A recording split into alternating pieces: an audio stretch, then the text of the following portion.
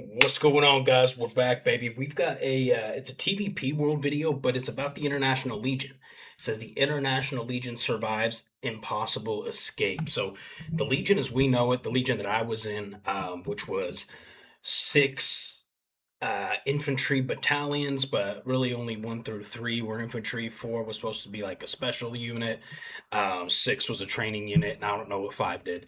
But that whole legion has been disbanded, and they've been moved into different teams into what's now called DIU Legion, which is smaller teams like Rogue Team, Black Maple, Wave Raid, different teams like this are now part of the Legion DIU Legion, Defense Intelligence of Ukraine. So I'm assuming that's what they're talking about here, because this definitely doesn't look like the Legion that I was in.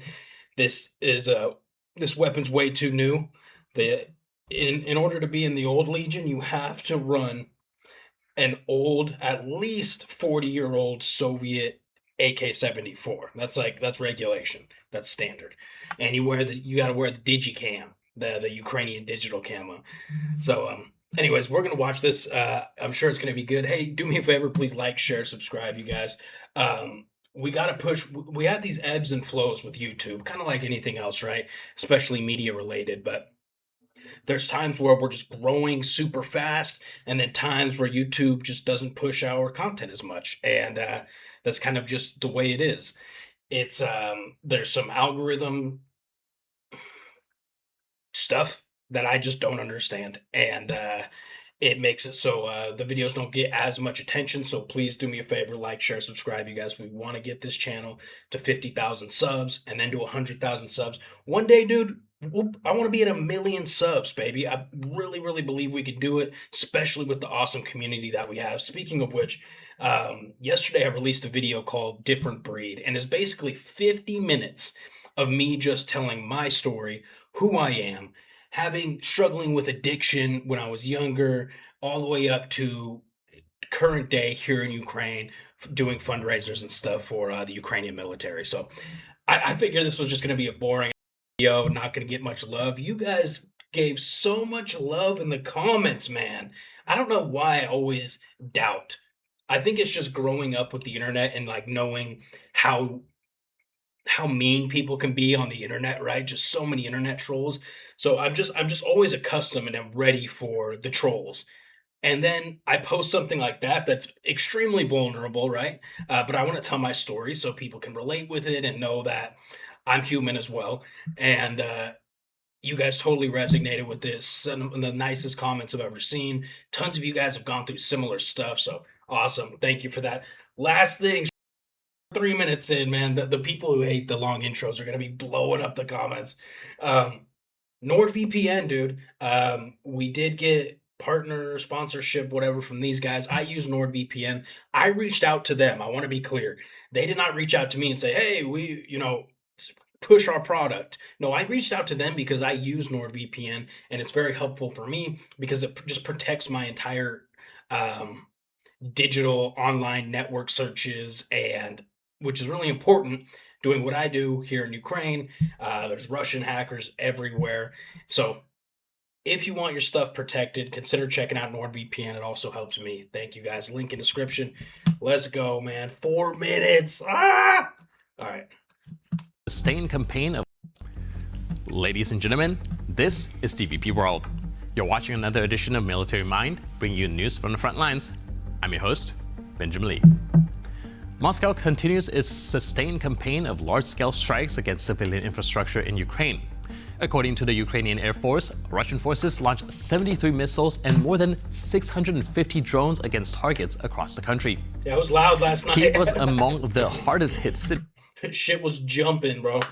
I was, I just be chilling, and then you just hear the whole apartment shakes. It's like, all right, that one was close.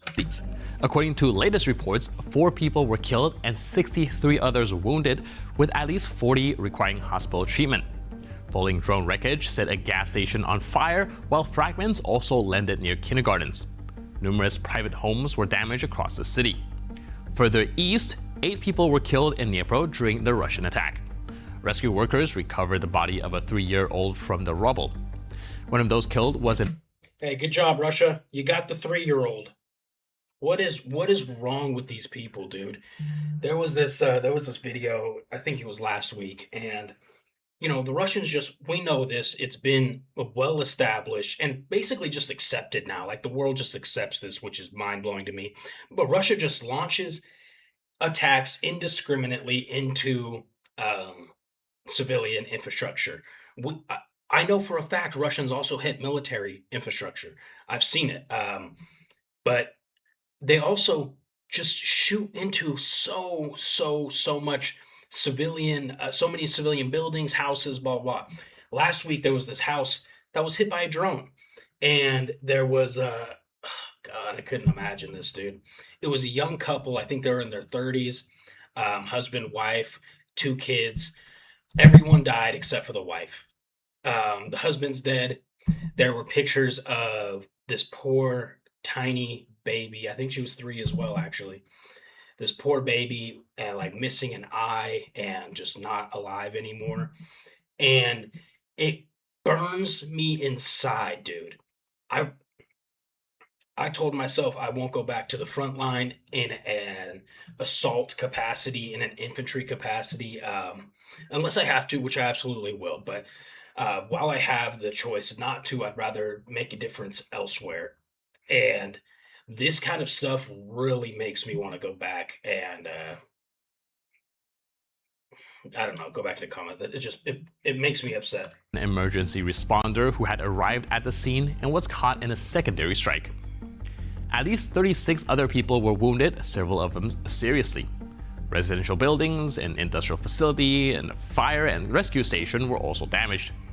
Rescue operations are continuing at a 4-story residential building where people may still be trapped beneath the rubble. In Kharkiv, preliminary reports indicate that 14 people were wounded, including a child. Ukrainian forces also carried out strikes inside Russia. In the Krasnodar region, Ukrainian drones targeted the Elsky oil refinery.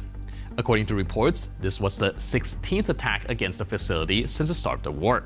The refinery, connected to the Transneft network, is considered one of Russia's major oil processing facilities. In the town of Alexeyevka in the Belgorod region, a drone strike caused a fire at a mineral extraction point. Moving now to the front line, analysts from the Institute for the Study of War. I want to show you this photo I got right here. This isn't somebody in our Discord posted this. This is Ukraine launching drones into Russia. We have this right here says so much because, oh, also, if you're not in the Discord, make sure you're in the Discord, guys. We've got like 7,000 something people in there talking about awesome Ukraine stuff, supporting Ukraine. Big community there, so I'm jumping in. This says a lot, this photo here. Ukraine hasn't been doing this. I'm doing the Trump hands again, dude. I don't know where I picked this up. Launching this much, you can tell we've been talking about for the last at least 2 months about this power shift, this dynamic shift of wave of power to the Ukrainian side. This is a very, very, very good example. Assesses that Ukrainian forces have largely managed to hold Russian spring-summer offensive of 2026. According to the Institute, Russian forces gained control of or established a limited presence of approximately 40.6 square kilometers of territory between December of 2025 and May of 2026. However, Russian forces also lost around 281 square kilometers during the same period when considering only territory under direct Russian control. The Institute notes that areas marked as infiltration zones on its maps do not represent fully controlled territory. Instead, they indicate locations where small Russian units have managed to penetrate and maintain a limited presence among Ukrainian positions without establishing full control. Meanwhile, military analysts report a partial withdrawal of some Ukrainian units from parts of Konstantinivka. Russian forces have reportedly brought the road linking Konstantinivka and Zhizhkivka under visual observation, complicating Ukrainian logistics. Analysts describe much of the city as an active combat zone without a clearly defined front line. Some Ukrainian units have repositioned to nearby settlements, while observers also expect Ukrainian counterattacks aimed at stabilizing the situation and preventing further Russian advances. Military intelligence operations always push the limits of human capability, but This evacuation mission up ahead will go down in history as a symbol of true international brotherhood in arms. For several days, wounded soldiers from the 5th Special Operations Center of the Defense Intelligence of Ukraine's International Legion, including foreign volunteers from Latin American countries, fought a desperate battle for survival, making their way to a rendezvous point through heavy fire and nearly impassable terrain. The success of this extremely complex operation was made possible by the iron will of the operators and the timely arrival of reinforcement from the Belarusian Custos Kalinushty Volunteer Regiment. Guys! Check your sectors! Check sectors! Be ready! We go to hell!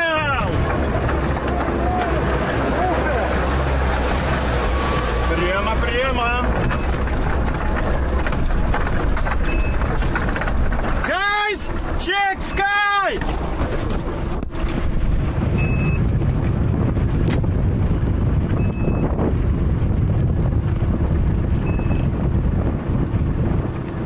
Мне не надо, у меня нормально.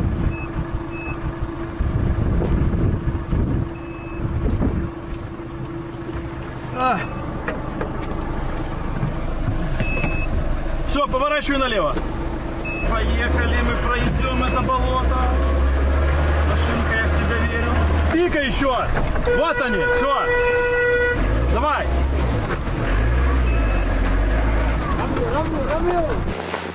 Бегом! На, быстрее!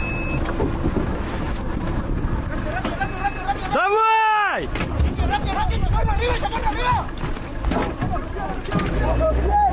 Готовы? Ready!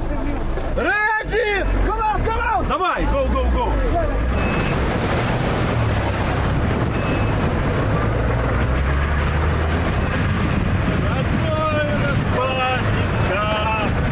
The Russian command's effort to secure logistics in the area of the destroyed town. Okay, that was a little anticlimactic, I'm not going to lie, but it is interesting. It shows what rotations look like now on the front. I'm actually surprised they were able to drive up where they were able to, but it looked like when they got into the back, there was someone with a leg wrap right here. So they had a casualty. He's got a tourniquet on the ankle. Not usually recommended, but who knows? I mean, that looks like a pretty serious leg wound, dude. His entire thing is mummified. This dude's wearing like a parka jacket with the white fur on the hood.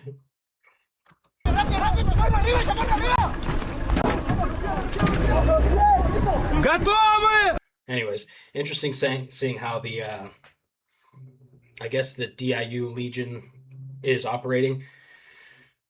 Kalinowski Polk, what I don't understand, this is Belarus. It says right here, Belarus Freedom Fighters, but they're obviously working with a lot of Hispanics, probably Colombians or Brazilians, which we see a lot of here in Ukraine now.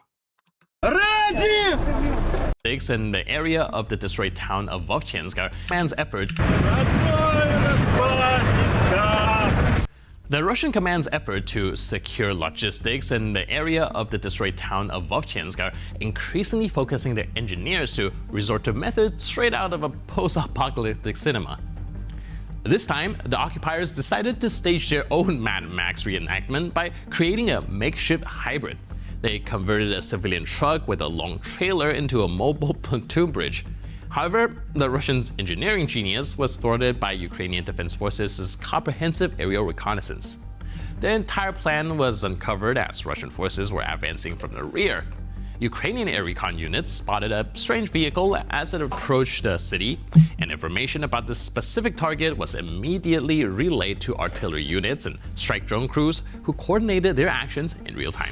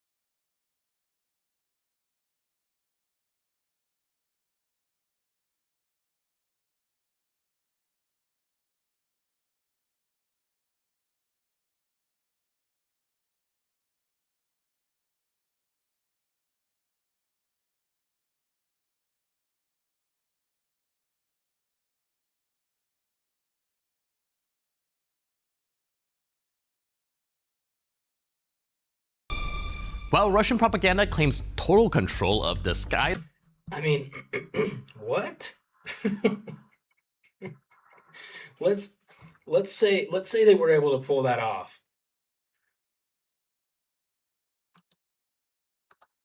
I guess it's kind of a distance. But so I mean, here's my thought process. If whatever the issue is they're trying to solve by putting this thing in the water, I feel like you could just walk it, right? If this is going to solve the problem, why not just walk through it? I mean, it's summer, your stuff's going to dry. Unless they're trying to get like motorcycles over it or something, but this doesn't even look long enough to create an actual connection from side to side. This whole situation is very confusing. I don't know what's going. Honestly, there's so much happening that I don't understand on the front. We just watched this video with that Preston Stewart made about these Russians who were all separated, and then they all ended up like meeting back up, and you thought like, okay, they all found each other, maybe they're saved, and then they proceed to kill each other one after the other. I mean, I'm so confused about what these guys are doing. Maybe this is their tactic. You know, it's like never let them guess your next step. Let's just kill each other instead. Of the skies, Ukrainian tactical aviation continues to reduce the invaders' logistics and command posts to rubble right on the front lines. In the latest example of the high skill of Ukrainian pilots, a precision airstrike near the city of Konstantinivka in the Donetsk region saw a Ukrainian MiG-29 fighter jet take out a large concentration of Russian infantry in a single sortie. Thanks to aerial reconnaissance and the immediate response of the Air Force Command, the Russians' latest attempt to build up forces for an assault ended in disaster.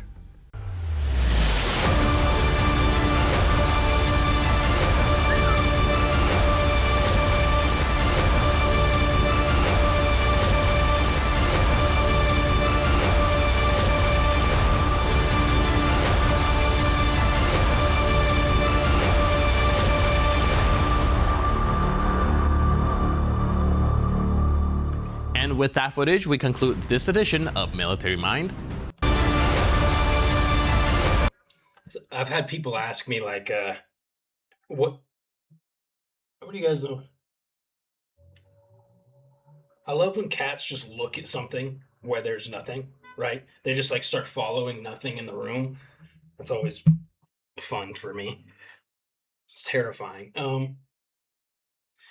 Charlie's laying in Brew's bed, and Brew is not happy about it. Anyways, so I've been asked what's scarier, airstrikes like this or drone airstrikes, drone attacks, and I always say this because they're so fast, man. At least with drones, whether this is realistic or not, at least with like a Shahed drone, at least you hear it coming from a mile away. You can at least get to the other side of the building, a different room in the apartment, a different room in the bunker, whatever. You can at least move a little bit. You have no idea with these.